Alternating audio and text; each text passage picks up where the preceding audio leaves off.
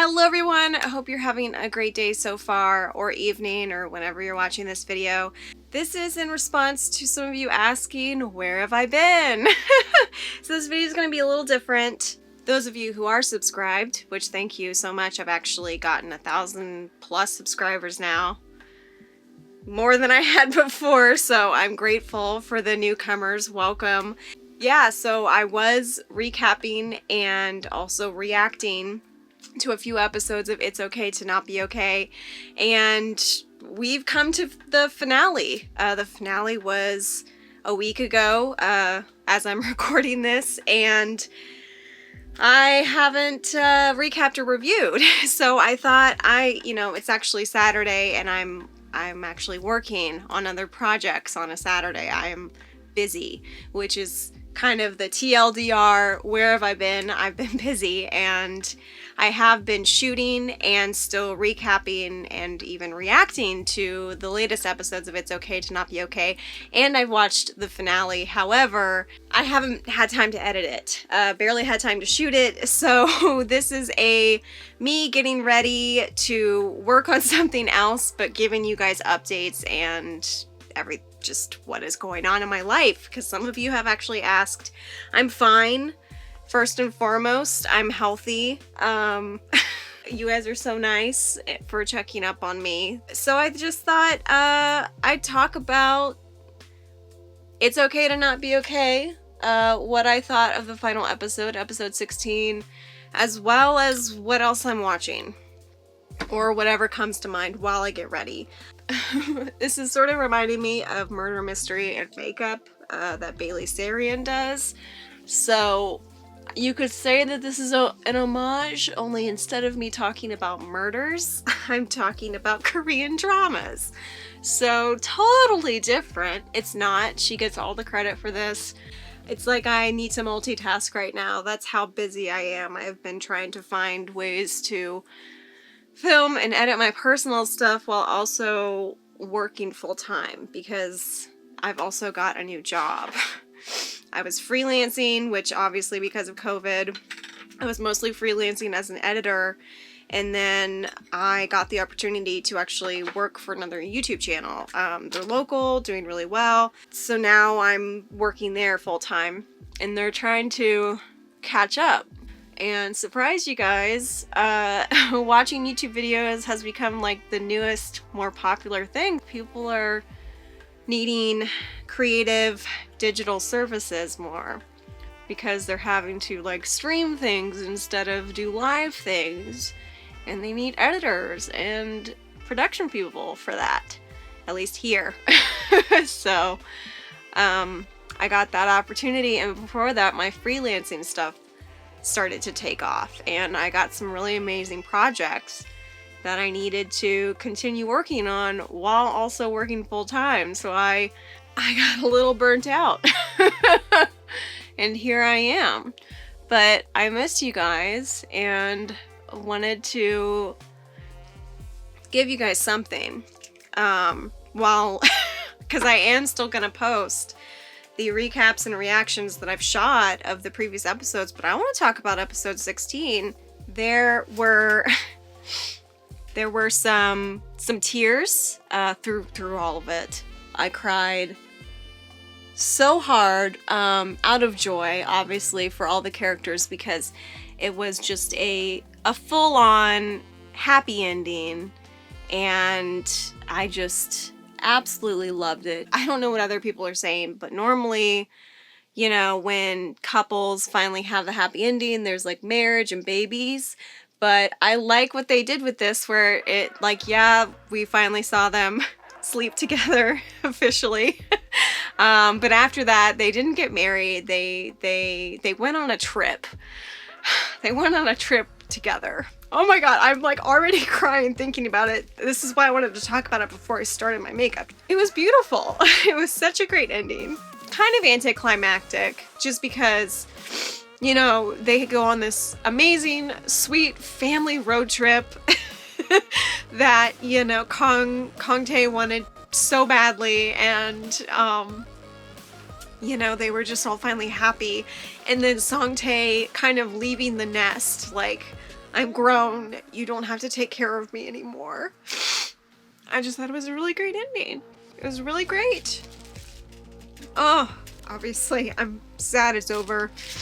I really connected with a lot of the characters, and it was just fantastic. And the actors, like, oh, Song-tae! Oh, Jung-se just did a phenomenal job with that character. They were all just fantastic. Seo Yi-ji, the one who played Moon-young, I found her very attractive. More as a like style icon / I wanted her to be my best friend. Sort of like Ju-ri did. But yeah, they were just all fantastic. I mean, all of the characters, the side characters, were amazing. I cannot rave enough about this series. Not just because of the topic at hand, but also just all of the actors and story was amazing. I was a little like meh about Moon-young's mother. I mean, it being the head nurse the whole time really freaked me out. And I mean, I liked how the director was like, I need to take responsibility for this. Like, she was under my nose. For him being so perceptive, the fact that she was there for years and him not noticing, he admits to that. I really liked how the characters were they were aware of themselves and their surroundings. That's how I'm gonna put it. Most dramas, it's like when there's a bad guy in sight, nobody's, like, it's right under their nose and it's so obvious to us as the viewer. But it's not to them, and you're like, why? Why is it not obvious? But in this series, the director was sort of figuring it out. I mean, he had that moment, I'm not sure in which episode right now, but where he tells Kang-tae, don't trust anybody in this hospital. You know, like, let's just keep it amongst ourselves because nobody can be trusted at the moment, and that's just crazy.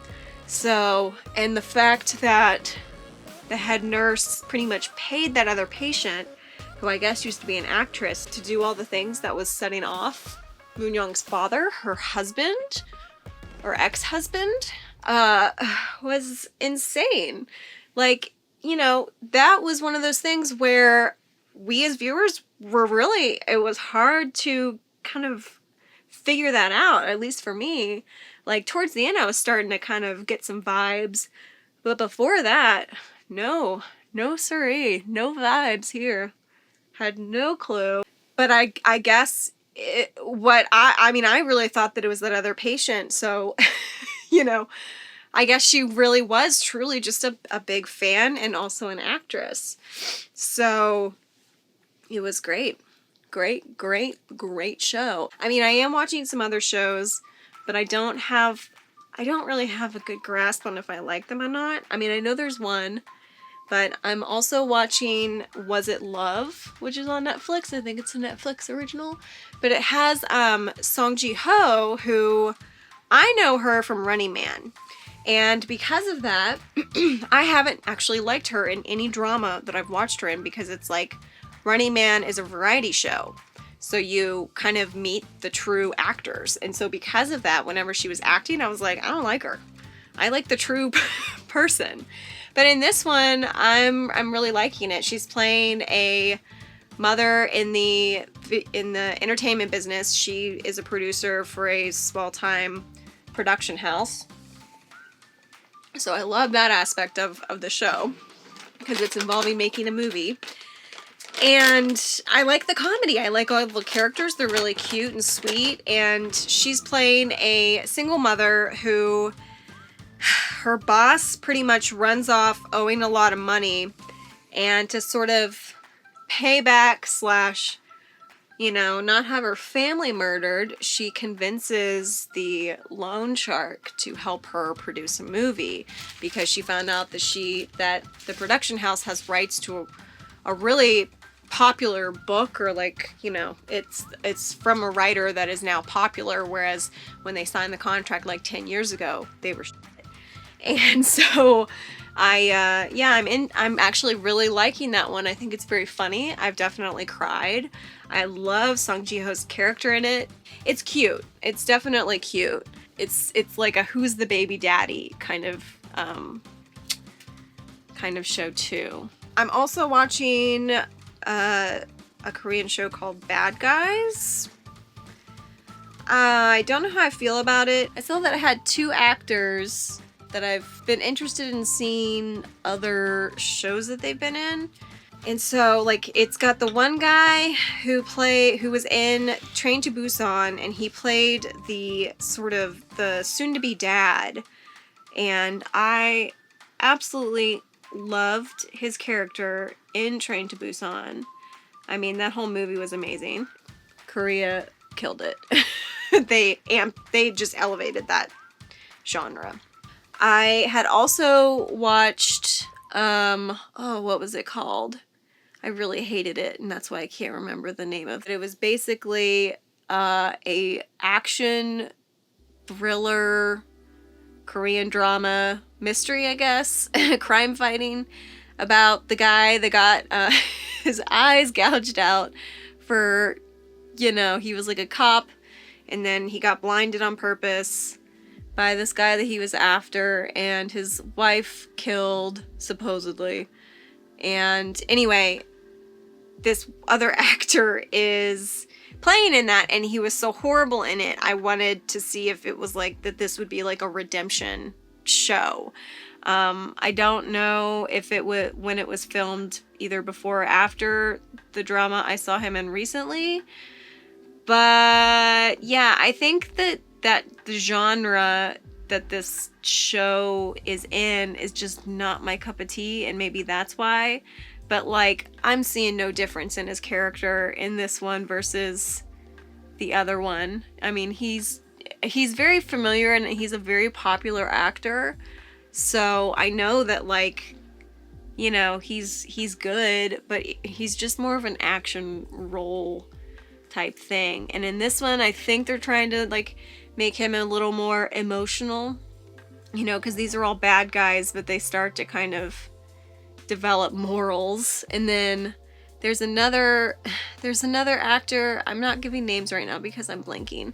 There's another actor that he's playing a psychopath that has murdered people but doesn't remember murdering people, and so he's not even sure if he's the murderer, but he is definitely very smart and is like able to get into the mind of these killers. And so there's like this new task force that's been created by this crazy detective, and he decides that it's like you need mad dogs to really catch criminals.